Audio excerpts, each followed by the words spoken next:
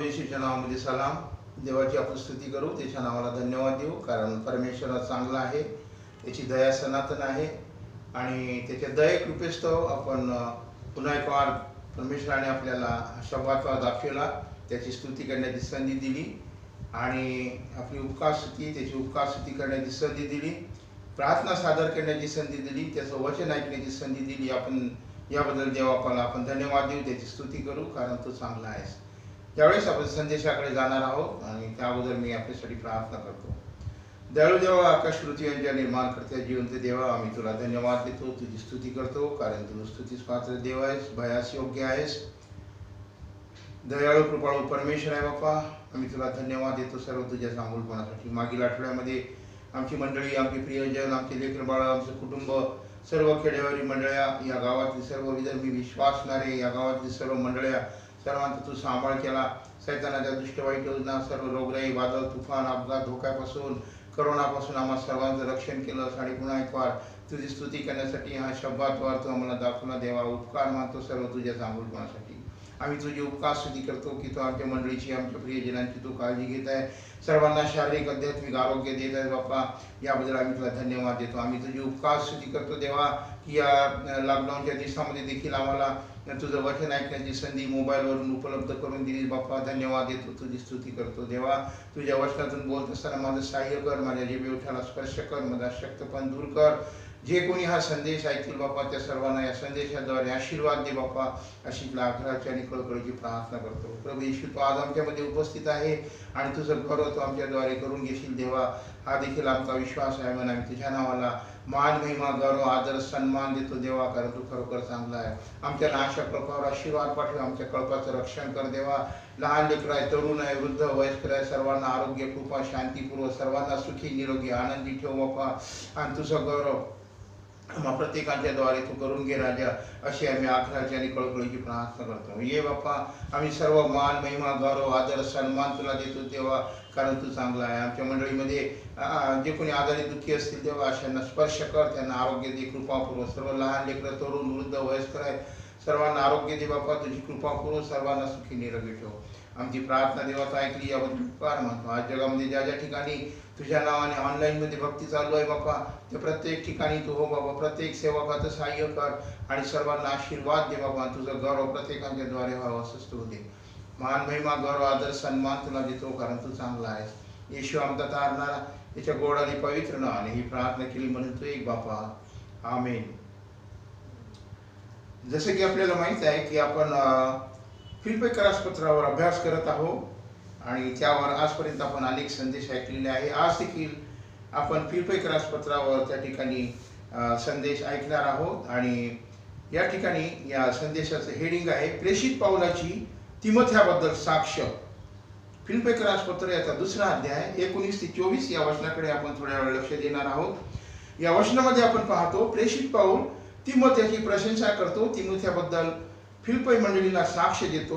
प्रेषित पाऊल तिमोथेला फिलिप्पी मंडळीचे नेतृत्व करण्यासाठी पालक म्हणून पाठवण्याची तो तयारी करीत आहे आणि तिमोथेला एनकरेज करीत होता. त्याचं मनोबल आणि त्याचा विश्वास त्या ठिकाणी वाढवित होता, कारण तिमोथी हा भित्रा होता. हे आपल्या सर्वांना माहीत आहे. पवित्र शास्त्र ते आपल्याला सांगते की तिमोथी हा त्या ठिकाणी भित्रा होता. म्हणून प्रेषित पाऊल त्याला एनकरेज करीत होता फिलिप्पी मंडळीला जाण्यासाठी. कदाचित तिमोथेला असं वाटलं असावं की फिलिप्पी मंडळीचे लोक कसे आहेत, आपलं नेतृत्व मान्य करतील किंवा नाही, आपला स्वीकार करतील किंवा नाही, याबद्दल त्याला चिंता होती, भीती होती. इकडे प्रेषित पाऊल तिमोथेला कन्व्हिन्स करीत आहे आणि फिलिप्पी मंडळीला त्याच्याबद्दल साक्ष देत आहे आणि त्या ठिकाणी तिमोथेबद्दल प्रेषित पाऊलाला आपुलकी त्या ठिकाणी होती. हे यावरून आपण त्या ठिकाणी समजू शकतो. त्या आपुलकीच्या पोटी व ममतेने प्रेषित पाऊलाने तिमोथेबद्दल फिलिप्पी मंडळीला त्या ठिकाणी लिहिले होते. तिमोथेचे चरित्र, त्याचा स्वभाव, त्याचे शील व त्याची निस्वार्थ सेवा याबद्दल प्रेषित पाऊल मंडळीला त्या ठिकाणी लिहित आहे किंवा सांगत आहे. म्हणून तो फिलिप्पी मंडळीला त्या ठिकाणी लिहितो, तिमोथेला मी लवकरच तुम्हाकडे पाठवीन, अशी त्याला प्रभूमध्ये मोठी आशा होती. तिमोथी मंडळीची चांगली काळजी घेईल, कारण तिमोथी प्रेषित पावलाबरोबर सेवा करीत होता आणि त्याला सेवेचा चांगला अनुभव त्या ठिकाणी होता. आणि म्हणून प्रेषित पावलाने फिलिप्पी मंडळीसाठी पाळक म्हणून तिमोथेची त्या ठिकाणी निवड केली होती. प्रेषित पाऊल तिमोथेचा आध्यात्मिक पिता होता. प्रेषित पावलाकडून त्याला वचनाचे सेवेचे चांगले शिक्षण त्या ठिकाणी मिळाले होते. हे पत्र लिहित असताना तिमोथी प्रेषित पावलाबरोबर होता. फिलिप्पी येथे सुरुवातीला प्रेषित पावलाने स्वार्थ प्रसाराचं कार्य केलं, तेव्हाही तिमोथी प्रेषित पावलाबरोबर त्या ठिकाणी होता. प्रेषित पावलाच्या अनेक पत्रामध्ये आपण तिमोथेचा अनेकदा त्या ठिकाणी उल्लेख आलेला आपण पाहतो. कारण तिमोथी हा प्रेषित पावलाचा मानसपुत्र होता आणि प्रेषित पावलाने त्याच्यावर अनेक जबाबदाऱ्या त्या ठिकाणी सोपवलेल्या होत्या असं त्या ठिकाणी आपण पाहतो. तिमोथेला फिलिप्पी मंडळीची काळजी घेण्यासाठी मी लवकर पाठवित आहे ही बातमी ऐकून फिलिप्पी मंडळीला त्या ठिकाणी आनंद व्हावा हीच प्रेषित पावलाची त्या ठिकाणी इच्छा होती, हेतू होता. आणि मंडळीला जर आनंद झाला आहे तर त्यामुळे मलाही आनंद होईल असं प्रेषित पाऊल त्या ठिकाणी लिहितो. तिमोथेला फिलिप्पी मंडळीची सेवा करण्याची संधी मिळेल हा प्रेषित पावलाचा मुख्य उद्देश त्या ठिकाणी होता आणि त्यासाठी प्रेषित पावलाने तिमोथेच्या तेथील सेवेसाठी पूर्व तयारी त्या ठिकाणी केलेली होती. त्याची तयारी त्या ठिकाणी चाललेली होती आणि तिमोथी त्या मंडळीची चांगली काळजी घेईल, मंडळीची आध्यात्मिक वाढ होईल व इमानीद्वारे तो सेवा करील असा मोठा प्रभूमध्ये त्या ठिकाणी मोठा भरोसा प्रेषित पावलाला होता असं प्रेषित पाऊल त्या ठिकाणी लिहितो. प्रेषित पावलाला तिमोथेच्या सेवेबद्दल भरोसा होता, आशा होती, तो ही जबाबदारी योग्य रीतीने पार पडेल असं त्या ठिकाणी त्याला विश्वास होता. आणि दुसरी महत्वाची गोष्ट प्रेषित पाऊल फिलिप्पी मंडळीला सांगतो की फिलिप्पी मंडळीची व तेथील ख्रिस्ती लोकांच्या संबंधात खरी काळजी घेणारा, आध्यात्मिक आस्था असणारा, प्रेम व जिव्हाळा असणारा असा तिमोथी माझ्याजवळ एकटाच आहे, एकच आहे. त्याच्या तोडीचा किंवा त्याच्या बरोबरीचा असा दुसरा कोणी माझ्याजवळ नाही असं प्रेषित पाऊल त्या ठिकाणी सांगतो. त्याच्यासारखा लीन आणि नम्र, देवाचं सत्य वचन नीट सांगणारा माझ्याजवळ दुसरा नाही असं प्रेषित पाऊल त्या ठिकाणी सांगतो. यावरून आपण समजू शकतो की प्रेषित पावलाने तिमोथेला वचनाचं किती चांगलं शिक्षण दिलं असेल. खुद्द प्रेषित पाऊल तिमोथेबद्दल मंडळीला साक्ष देतो, ग्वाही देतो, त्याची प्रशंसा त्या ठिकाणी करतो. प्रेषित पावलाला तिमोथेबद्दल भरोसा होता, त्याच्या सेवेबद्दल मोठी आशा त्या ठिकाणी होती आणि म्हणून त्याने तिमोथेला फिलिप्पी मंडळीचे नेतृत्व करण्यासाठी फिलिप्पी मंडळीवर पाठविण्याचा निर्णय त्या ठिकाणी त्याने घेतला होता. प्रेषित पावलाला तिमोथेचा स्वभाव, त्याची सेवा याबद्दल त्या ठिकाणी सर्व काही त्याला माहीत होतं आणि त्यामुळे तो तिमोथेवर विश्वास ठेवतो आणि फिलिप्पी मंडळीला म्हणतो की तिमोथेच्या जागी दुसऱ्या कोणाला तरी पाठवावे म्हणून मी विचार करतो, तर तसा कोणी नाही, कारण सर्वजण स्वतःच्या गोष्टी पाहत असतात. याचा अनुभव प्रेषित पावलाला त्या ठिकाणी आलेला होता. तो म्हणतो की तिमोथेसारखा दुसरा कोणी लीन आणि नम्र असल्या प्रकारचा व्यक्ती माझ्याजवळ नाही. दुसऱ्या कोणाला तिमोथेच्या जागी मी पाठवावं असा विचार करतो, तर कोणी तसा मला मिळत नाही, कारण सर्वजण स्वतःच्या गोष्टी पाहत असतात. याचा अनुभव प्रेषित पावलाला आला होता. ख्रिस्ताच्या गोष्टी कोणी पाहत नाही असं त्या ठिकाणी प्रेषित पाऊल मंडळीला सांगतो. असा खेद, असं दुःख त्या ठिकाणी तो व्यक्त करतो. जो तो आपल्याच गोष्टीकडे पाहतो, आपलं घर, आपला कामधंदा, आपला व्यवसाय, आपल्या कुटुंबाचं, लेकरा बाळांचं हित, लेकरा बाळांचं सुख आणि स्वतःचं सुख पाहतात. त्यासाठी खटपट करतात, धावपळ करतात, कष्ट करतात. ह्याकडे सर्वांचे लक्ष असते. देवराज्याच्या वाढीसाठी किंवा ख्रिस्त गाजवण्यासाठी कोणीही त्या ठिकाणी उत्सुकच नाही. त्यासाठी फार थोडे लोक उत्सुक आहेत जे येशूबद्दल विचार करतात आणि सुवार्थ सांगतात. म्हणून प्रेषित पाऊल म्हणतो की ख्रिस्ताच्या गोष्टी कोणी पाहत नाही, जो तो आपली काळजी त्या ठिकाणी घेतो. परंतु फार थोडे लोक जे आहेत ते उत्सुक आहेत, जे ख्रिस्त गाजवण्यासाठी त्या ठिकाणी उत्सुक आहेत, जे येशूबद्दल विचार करतात, सुवार्थ सांगतात. जे सेवक, जे पाळक, जे सुवार्थी, जे ख्रिस्ती लोक स्वतःच्या गोष्टी पाहतात, ख्रिस्ताच्या गोष्टी पाहत नाही, त्यांनी ख्रिस्ताकडून येणाऱ्या आशीर्वादाची अपेक्षा देखील करू नये. येशूची सुवार्थ सांगणे, देवराज्याच्या वाढीसाठी खटपट करणे, कष्ट करणे, श्रम करणे, स्वतःच्या गोष्टींचा त्याग करणे, मंडळीची काळजी घेणे, इमानीद्वारे देवाचं कार्य पुढे नेणे म्हणजे ख्रिस्त येशूच्या गोष्टी पाहणे असा त्याचा अर्थ आहे. प्रेषित पावलाने त्याबद्दल त्याच्या सहकार्याचं उदाहरण त्या ठिकाणी दिलेलं आहे. दुसरे तिमोथी याचा 4था अध्याय 9 ते 12 या वचनामधून हेच दाखविले आहे की सर्वजण स्वतःच्या गोष्टी कसे पाहतात, स्वतःचं हित स्वतःचं सुख कसे पाहतात. या ठिकाणी प्रेषित पावलाने दुसरे तिमोथी याचा 4था अध्याय 9 ते 12 या वचनामध्ये स्पष्ट केलेलं आहे. ऐहिक सुखाची ओढ अधिक जोरदार होती आणि म्हणून प्रेषित पावलाचे सहकारी देमास, त्रेस्केस व तीत हे सर्व प्रेषित पावलाला सोडून वेगवेगळ्या ठिकाणी त्या ठिकाणी निघून गेले होते. तसेच त्यांनी सेवाही सोडलीशी असावी कदाचित, म्हणून त्यांनी स्वतःच्या ऐहिक सुखाकडे पाहिलं. ते ख्रिस्ताच्या गोष्टी पाहू शकले नाहीत. त्यांनी या गोष्टींचा विचार केला नाही, कारण त्यांना ख्रिस्ताच्या गोष्टीपेक्षा ऐहिक सुख त्या ठिकाणी प्रिय वाटले. आपण पाहतो प्रेषित पावलाने स्वतःच्या गोष्टी पाहिल्या नाहीत, स्वतःचं हित स्वतः सुख त्याने त्या ठिकाणी पाहिलं नाही. त्याने केवळ ख्रिस्ताच्या गोष्टी पाहिल्या. ख्रिस्त गाजविणे हेच त्याचं महत्वाचं ध्येय होतं आणि त्यासाठी प्रेषित पाऊल त्या ठिकाणी जगला. त्यासाठी त्यानं सर्व काही दुःख, अपमान, छळ, त्रास, निराशा, संकटे सर्व काही त्यानं सहन केलं. त्याचा मुख्य उद्देश होता ख्रिस्त गाजवणे. त्याने स्वतःच्या गोष्टी पाहिल्या नाहीत. 22व्या वचनामध्ये प्रेषित पाऊल तिमोथेच्या चारित्र्याबद्दल फिलिप्पी मंडळीला त्या ठिकाणी सांगतो.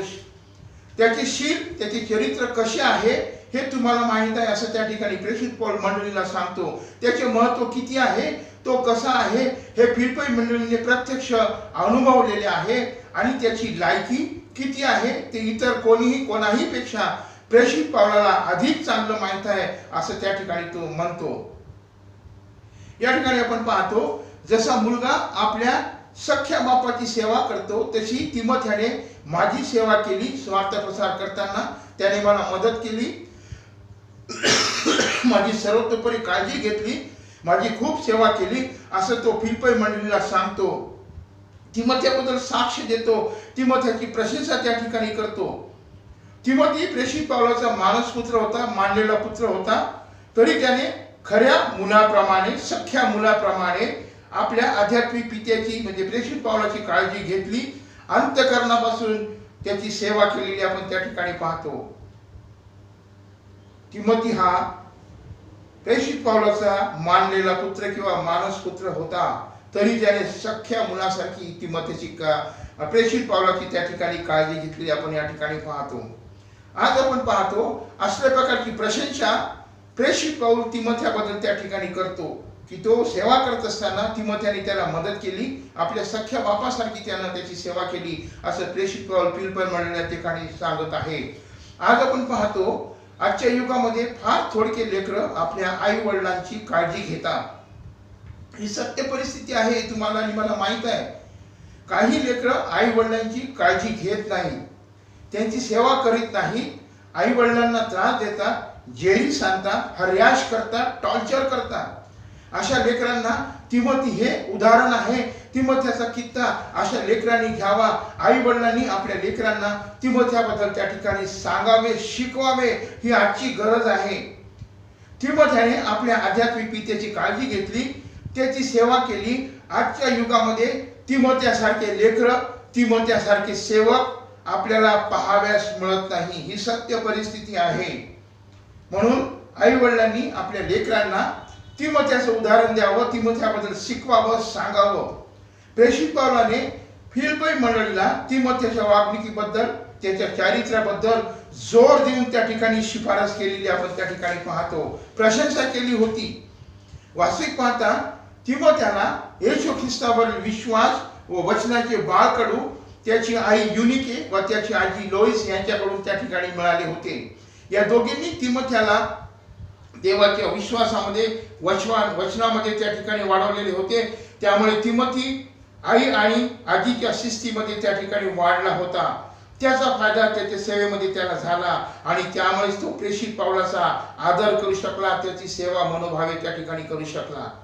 तिमोथेची फिलिप्पी मंडळीला शिफारस करण्याचा प्रेषित पावलाचा आणखी एक उद्देश त्या ठिकाणी होता.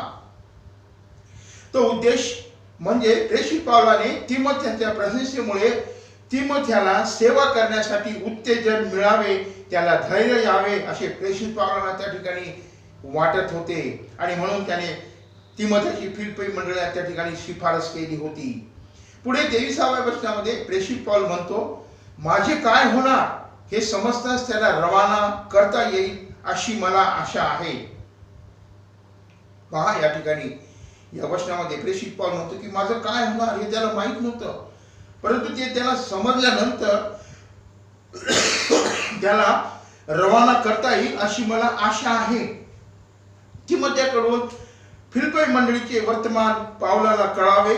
मंडळी वचनात विश्वासामध्ये वाढत आहे किंवा नाही, मंडळीमध्ये सभासदामध्ये सहभागिता आहे किंवा नाही, प्रीती आदर आहे किंवा नाही, मंडळी प्रार्थनेत आहे किंवा नाही, हे सर्व वर्तमान प्रेषित पावलाला तिमोथेकडून कळावे. हाच प्रेषित पावलाचा तिमोथेला फिलिप्पी या ठिकाणी पाठवण्याचा मुख्य उद्देश त्या ठिकाणी होता. तसेच तिमोथेने हे प्रेषित पावलाची परिस्थितीचे वर्णन फिलिप्पी मंडळीला कळवायचे होते. या दोन्ही जबाबदाऱ्या प्रेषित पावलाने तिमोथेवर त्या ठिकाणी टाकलेल्या होत्या. तसेच प्रेषित पाऊल जेलमध्ये होता, त्याच्यावर खटला चालू होता आणि त्याच्या खटल्याचा काय निकाल लागणार, तो निर्दोष सुटणार की त्याला मरणदंड होणार हे समजल्यावरच त्या ठिकाणी तो निर्णय त्या ठिकाणी घेणार होता. तिमोथेची फिलिप्पीला रवानगी करणार होता आणि आपली सुटका होणार आणि आपल्याला लवकरच फिलिप्पीला जाता येईल असं प्रेषित पावलाला भरोसा होता, आशा होती आणि म्हणून त्यासाठी तो फिलिप्पी मंडळीला तिमोथेची त्या ठिकाणी शिफारस करत आहे. प्रेषित पावलाला एकाच गोष्टीची चिंता होती आणि त्याच्यावर सुरू असलेल्या खटल्याचा निकाल काय असणार, तो जगणार की मरणार याबद्दल त्याला चिंता होती आणि त्यासाठी तो वाट पाहत होता. याबद्दल प्रेषित पावलाने आपले स्टेटमेंट पहिल्या अध्यायामध्ये त्या ठिकाणी दिलेले आपण पाहतो. मला तर जगणे हे ख्रिस्त आणि मरणे हा लाभ आहे. मी जगलो किंवा मेलो तरी मी ख्रिस्ताचाच आहे. मी या खटल्यातून सुटलो तर माझे जगणे हे ख्रिस्तासाठी राहील आणि मला मरणदंड झाला किंवा मी मेलो तर तो मला लाभच होईल असं प्रेषित पाऊल पहिल्या अध्यायामध्ये त्या ठिकाणी आपल्याला या वचनामध्ये आपल्याला सांगत आहे. ख्रिस्तासाठी जगणे किंवा मरणे या दोहो संबंधामध्ये मी पेशामध्ये आहे असं त्या ठिकाणी प्रेषित पाऊल सांगत आहे. मी काय निवडावे मला समजत नाही, तरी येथून सुटून जाऊन ख्रिस्ताजवळ असण्याची मला उत्कंठा आहे, कारण देहात राहण्यापेक्षा हे फारच चांगलं आहे असं त्या ठिकाणी प्रेषित पाऊल म्हणतो. पहा, त्याच्या समोर अतिशय कठीण परिस्थिती आहे आणि त्या परिस्थितीमध्ये तो म्हणतो की ख्रिस्तासाठी जगणे किंवा मरणे या दोन्ही गोष्टीबद्दल मी पेशामध्ये आहे. मला निर्णय घेता येत नाही, मी काय निवडावे हे मला समजत नाही, तरी परंतु ख्रिस्ताजवळ असण्याची मला उत्कंठा आहे. त्या ठिकाणी राहण्याची ती आवड दाखवतो आणि दुसरीकडं देहात राहण्यापेक्षा हे फारच चांगले आहे असं त्या ठिकाणी म्हणतो. प्रेषित पावलाने स्वतःला दोन्ही गोष्टीसाठी तयार केलं होतं आणि म्हणून त्याने दोन स्टेटमेंट दिले. त्याच्या खटल्याचं काय होणार यावर त्याचं स्टेटमेंट खरं ठरणार होतं. तरी पण त्या ठिकाणी 24व्या वचनामध्ये त्या ठिकाणी तो म्हणतो की मी देहात राहणे हे तुम्हाकरिता अधिक गरजेचे आहे. या त्याच्या स्टेटमेंट वरून आपण समजू शकतो की प्रेषित पावलाची मंडळीला शिकवण्यासाठी, मंडळीची काळजी घेण्यासाठी जगण्याची इच्छा होती असं त्या ठिकाणी त्याला वाटतं आणि म्हणून तो त्या ठिकाणी म्हणतो मी देहात राहणे हे तुम्हाकरिता अधिक गरजेचे आहे. मंडळीची काळजी त्याला होती, मंडळीचं हित त्या ठिकाणी तो पाहत होता. फिलिप्पी मंडळीवर तो प्रीती करत होता. मी देहात राहणे म्हणजे मी जिवंत राहणे हे तुम्हाकरिता अधिक चांगले आणि गरजेचे आहे, महत्वाचे आहे. यावरून आपण समजू शकतो की प्रेषित पावलाला मंडळीला शिकवण्याची व ख्रिस्त गाजवण्यासाठी जिवंत राहण्याची इच्छा होती, उत्सुकता होती आणि तशा परिस्थितीमध्ये प्रेषित पावलाची मनस्थिती कशी झाली असेल याची आपण कल्पना करू शकतो, आपण समजू शकतो. प्रेषित पाऊल जेलमध्ये आहे आणि त्याला आशा होती की त्याला लवकरच फिलिप्पीला जाता येईल. फिलिप्पीला जाण्यासाठी, त्या मंडळीला भेट देण्यासाठी तो उत्सुक होता, कारण तो फिलिप्पी मंडळीवर प्रीती करीत होता आणि ती प्रीती, तो जिव्हाळा, ती मंडळीची सहभागिता ह्या गोष्टी त्याला फिलिप्पीला येण्यासाठी बोलवित होत्या, त्याला आकर्षित करीत होत्या. आपण पाहतो फिलिप्पी मंडळीची त्याला काळजी होती. प्रेषित पाऊल जेलमध्ये आहे आणि त्याला आशा होती की त्याला लवकरच फिलिप्पीला जाता येईल. फिलिप्पीला जाण्यासाठी, त्या मंडळीला भेट देण्यासाठी तो उत्सुक होता. कारण फिलिप्पी मंडळीवर तो प्रीती करत होता, प्रेम करीत होता आणि तो जिव्हाळा, ती मंडळीची सहभागिता, या सर्व गोष्टी त्याला आठवत होत्या आणि त्यामुळे तो त्या ठिकाणी जाण्यासाठी उत्सुक होता. आणि या सर्व गोष्टी प्रेषित पावलाला त्या ठिकाणी जाण्यासाठी आकर्षित करीत होत्या. प्रेषित पावलाचा हा किस्सा, हे उदाहरण सर्व सेवकासाठी, पालकांसाठी एक उत्तेजन असल्या प्रकारचं आहे. जे आपण सेवा करीत आहोत, आपण आपल्या मंडळीवर प्रीती करावी, मंडळीची सर्वतोपरी काळजी घ्यावी, हेच प्रेषित पावलाच्या जीवनाद्वारे आपण शिकू शकतो. अतिशय महत्त्वाची गोष्ट आहे. प्रेषित पाऊल जेलमध्ये आहे आणि तो फिलिप्पी मंडळीची त्या ठिकाणी त्याला काळजी आहे, कारण तो मंडळीवर प्रीती करीत होता. एक सेवक म्हणून, एक पालक म्हणून आपण देखील आपल्या मंडळीवर प्रीती करावी, आपल्या मंडळीची आध्यात्मिक वाढीसाठी आपण झटावे, मंडळीला आध्यात्मिकतेमध्ये उंच करावे आणि मंडळीची सर्वतोपरी काळजी घ्यावी. सेवा करीत असताना आम्ही केवळ ख्रिस्तासाठी जगावे. अतिशय महत्त्वाची गोष्ट आहे. प्रेषित पाऊल ख्रिस्तासाठी जगला, त्याने ख्रिस्तासाठी सर्व काही सहन केले. म्हणून आम्ही सेवा करीत असताना केवळ ख्रिस्तासाठी जगावे, ख्रिस्ताच्या गोष्टी पाहाव्या व आपल्या स्वतःच्या गोष्टींचा त्याग करावा, त्याकडे आपण दुर्लक्ष करावे. तरच आमची सेवा आशीर्वादित होईल, तरच आम्हाला आशीर्वाद मिळेल.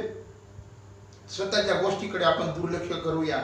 या दिवसामध्ये आपल्याला ही गोष्ट त्या ठिकाणी करण्याची अतिशय महत्त्वाची गरज आहे. आम्ही स्वतःकडे दुर्लक्ष करावं, स्वतःच्या गोष्टी आम्ही पाहू नये, तर ख्रिस्ताच्या गोष्टी आम्ही पाहाव्या, ख्रिस्तासाठी आम्ही जगावं, स्वतःच्या गोष्टींचा त्याग करावा, त्याकडे दुर्लक्ष करावं, तरच आमची सेवा त्या ठिकाणी आशीर्वादाची होईल. प्रेषित पाऊल स्वतःसाठी जगला नाही, ख्रिस्तासाठी जगला, ख्रिस्त गाजविणे हाच त्याच्या जीवनाचा मुख्य उद्देश होता. त्यानं त्यासाठी सर्व काही सहन केलं. म्हणून आज आपल्याला या संदेशाद्वारे त्या ठिकाणी देवबापाने, त्या ठिकाणी देवबाप आपल्याला आशीर्वाद देव आणि सेवा करण्यासाठी उत्तेजन देव आणि आपल्याला मार्गदर्शन करो, हीच प्रभूचरणी आपल्यासाठी प्रार्थना आहे. देवबाप करू आणि या आश्वासनाद्वारे आपल्याला आशीर्वाद देव. आपण प्रार्थना करू. दयाळू देवा, आम्ही तुझी स्तुती करतो, तुला धन्यवाद देतो, कारण तू स्तुतीस पात्र देव आहेस, तू राजांचा राजा आहे, तू प्रभूंचा प्रभू आहेस बापा. होय प्रभू येशू, आम्ही सेवा करत असताना आम्ही प्रभू स्वतःच्या गोष्टीकडे दुर्लक्ष करावं, स्वतःचं हित, स्वतःचं सुख आम्ही पाहू नये, तर केवळ तुझ्यासाठी आम्ही जगावं, अशी दयादृष्टी, असं मार्गदर्शन तू आम्हाला कर बापा. प्रेषित पावलाने प्रभू स्वतःच्या गोष्टी पाहिल्या नाही आणि प्रभू त्यांनी तो स्वतःसाठी जगला नाही, ख्रिस्त गाजवण्यासाठी त्या ठिकाणी तो जगला, त्याचं सगळं आयुष्य त्या ठिकाणी त्यानं खर्ची घातलं. होय प्रभू येशू, तोच किस्सा आम्ही प्रत्येकाने घ्यावा, अशी दयादृष्टी तो आम्हाला कर बापा. आजचं वचन आम्हा सर्वांसाठी, ऐकणाऱ्या प्रत्येकासाठी तू आशीर्वादाचं केलेलं आहे, असा आमचा विश्वास आहे. म्हणून आम्ही तुझी स्तुती करतो, तुला धन्यवाद देतो, मान महिमा गौरव आदर सन्मान तुला देतो देवा, कारण तू चांगला आहेस. येशू आमचा तारणारा, याच्या गोड आणि पवित्र नावाने ही प्रार्थना केली म्हणून तू एक बापा, आमेन. आपण सर्वजण यावेळेस प्रभूची प्रार्थना म्हणू. हे आमच्या स्वर्गातील पित्या, तुझे नाव पवित्र मानले जाव, तुझे राज्य येवो, जसे स्वर्गात तसे पृथ्वीवरही तुझ्या इच्छेप्रमाणे हो.